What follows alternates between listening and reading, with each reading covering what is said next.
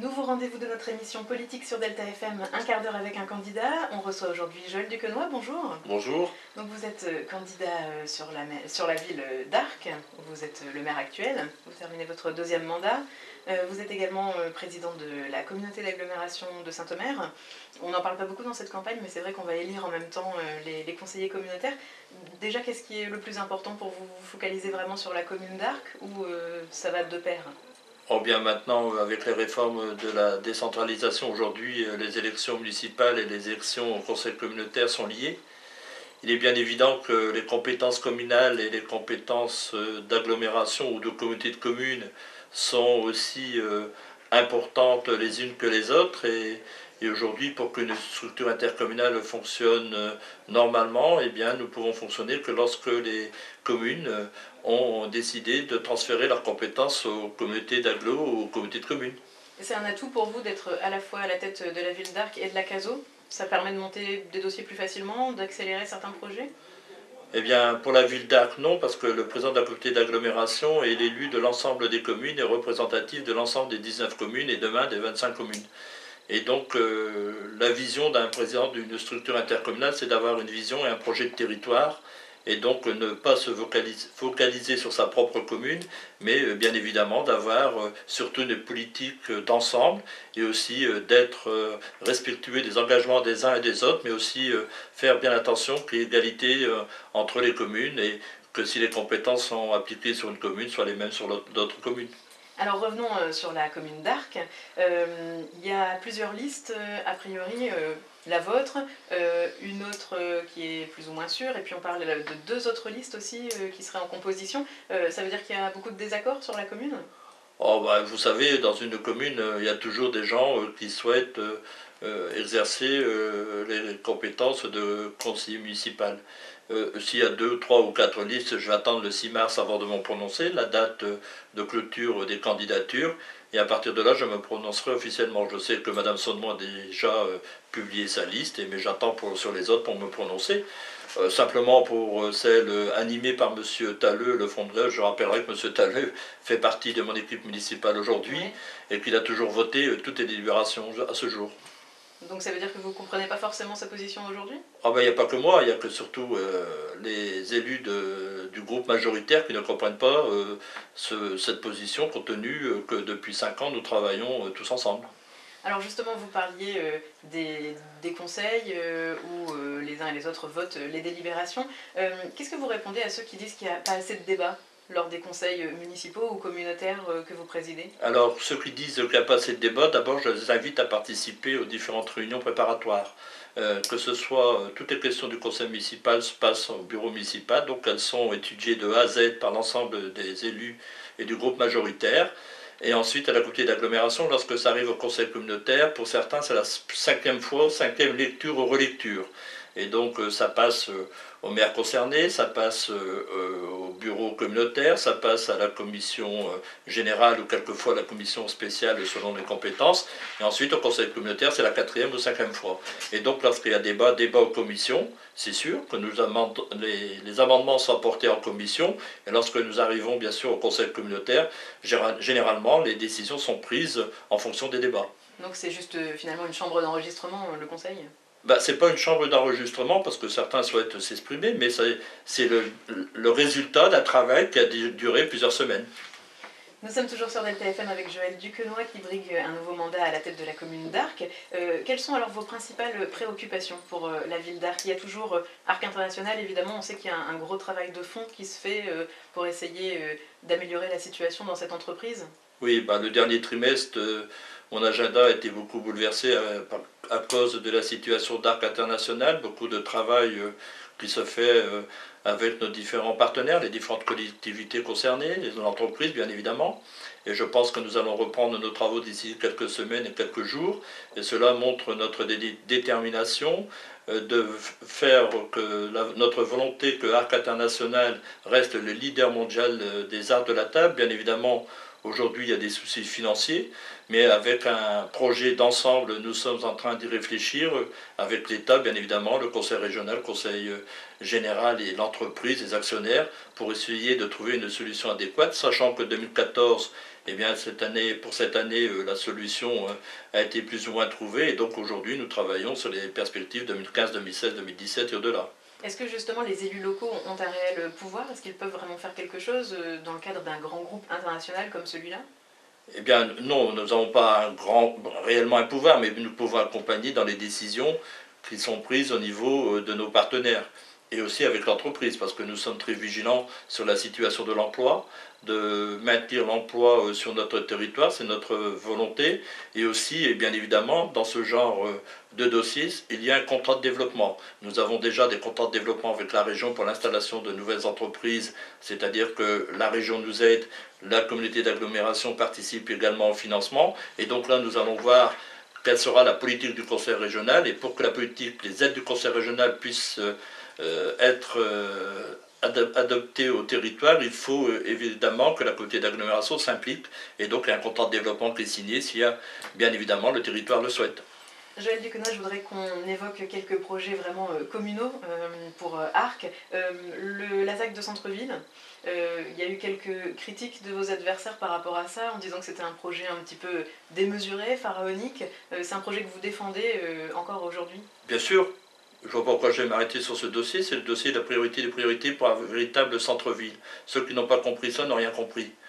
Et donc aujourd'hui, la ville d'Arques a son passé industriel.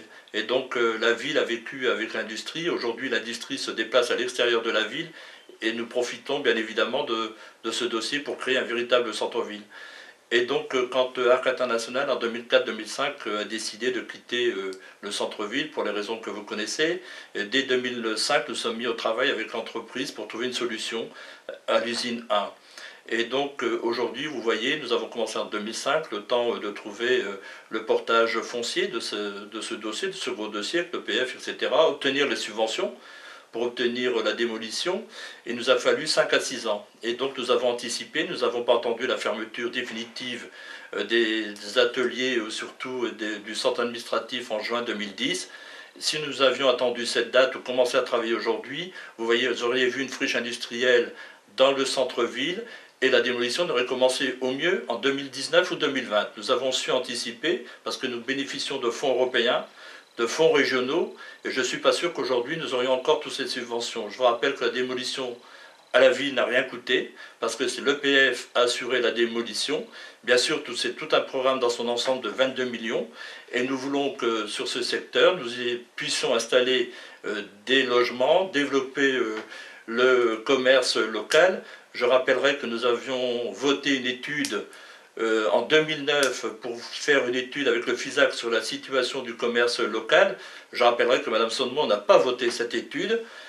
Donc je n'ai pas de leçon à recevoir là-dessus quand elle parle du commerce local, parce que nous avons fait ce qu'il fallait. Et aujourd'hui, nous travaillons à partir de l'étude pour présenter le centre-ville et le travailler de façon à ce qu'il réponde aux besoins des commerces locaux. Donc ce projet, c'est des cellules commerciales en rez-de-chaussée, j'imagine, et puis oui. Du logement. Voilà, tout à fait. Logement social, logement... Les deux. Accession à la propriété et aussi logement locatif. Logement locatif, je rappellerai qu'aujourd'hui nous sommes à 21-22%. La loi SRU nous oblige à 25%.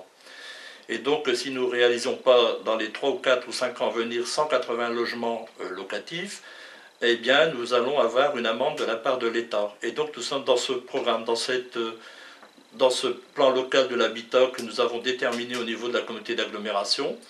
Et donc c'est la raison pour laquelle nous allons construire bien évidemment des logements d'accession à la propriété, mais aussi des logements locatifs.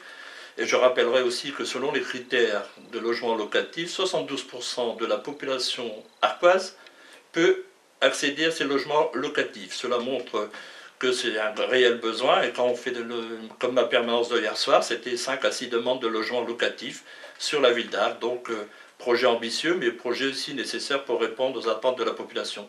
Alors il y a ce projet de ZAC du centre-ville, il y a d'autres grandes réalisations qui ont été faites lors de ces dernières années, je pense au complexe gymnique, à la chaufferie également, au réseau.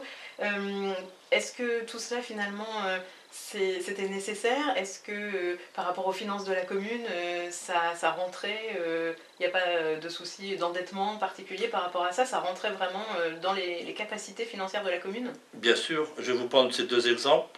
Le complexe gymnique, 8 millions d'euros, 81% de subventions, 1,6 million à la charge de la ville. Et donc nous avions étudié en amont la possibilité de créer une nouvelle salle et il fallait 2 sites pour étendre l'ancien bâtiment de l'AMGA. Nous avons décidé de profiter des JO 2012, base arrière du Pas-de-Calais.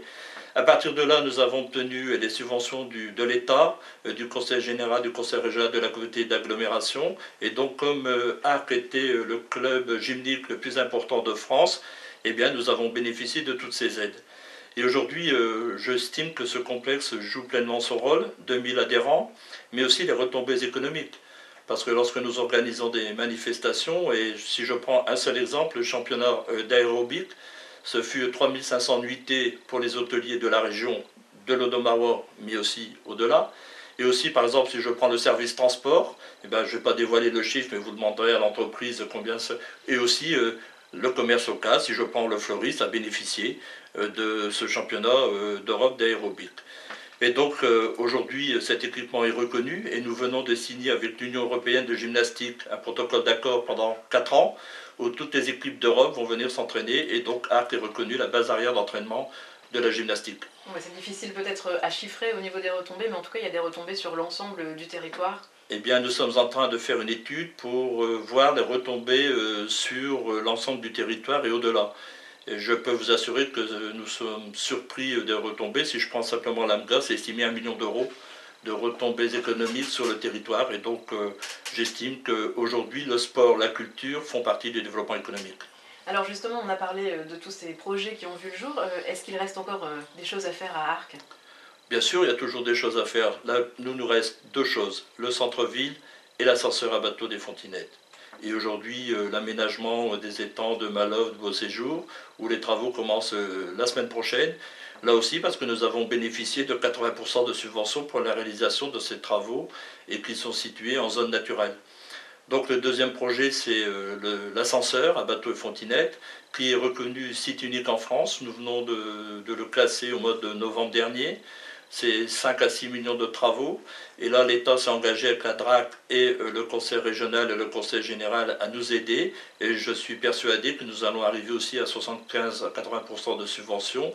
Et l'objectif, c'est de retrouver le nombre de visiteurs d'il y a une dizaine d'années, 15 ans, qui était de 20 000. Et aujourd'hui, bien évidemment, nous sommes tombés à 4 000 visiteurs. Mais tout ça fait partie aussi du schéma touristique du pays de Saint-Omer. Et donc, à partir de là, nous avons répertorié les différents équipements touristiques et nous allons faire certainement un syndicat pour gérer et voir ensemble comment nous pouvons faire connaître notre territoire et profiter de ces équipements touristiques et aussi culturels, hein, avec la coupole et le patrimoine de Saint-Omer, bien évidemment, label Pays d'art et d'histoire.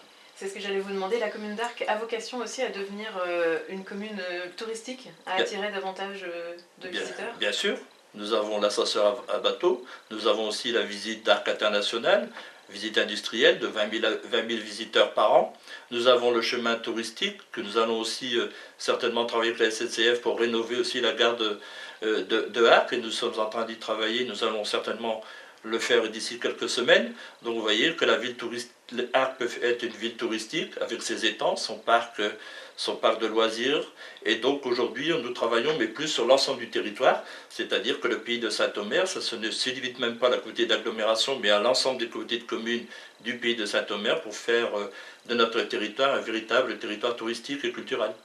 Joëlle Duquesnoy, pour terminer, puisqu'il nous reste très peu de temps déjà, on a évoqué vos différents mandats donc, en tant que maire d'Arc, président de la CASO. Vous êtes à la tête d'autres structures comme le syndicat mixte Flandre Morigny, l'agence d'urbanisme. Est-ce que c'est compliqué de gérer tout ça à la fois ou est-ce qu'au contraire c'est un atout selon vous? C'est compliqué et un atout, mais cela montre aussi que mes collègues me font confiance pour gérer tout cela. Je rappellerai que selon la loi, je n'ai qu'un seul mandat, celui de conseiller municipal d'Arc. Les autres ne sont pas des mandats. L'agence d'urbanisme est une association. L'Association des maires est une association de loi 1901 et donc je suis en parfaite légalité avec la loi. Mais ça vous prend du temps tout ça. Mais ça me prend du temps et c'est passionnant et ça me permet aussi de voir une vision d'ensemble. Je suis aussi au bureau de l'AFNO, Fédération nationale des agences d'urbanisme, où ça me permet de côtoyer beaucoup de ministères, beaucoup de représentants des ministères, et évidemment, eh bien, si nous avons je profite de ces occasions pour avoir des retombées sur le territoire, et ça nous aide beaucoup aujourd'hui. Si je voulais développer le très haut débit, c'est parce que nous avons travaillé, que l'AFNO, le pays de Saint-Omer, a été retenu avec la région, territoire expérimental, et grâce territoire innovant dans ce domaine, et nous sommes en train de réussir notre pari, par exemple, avec le centre de formation numérique. Bien, merci Joël Duquesnoy d'avoir accepté de nous consacrer un petit peu de votre temps sur Delta FM. Merci.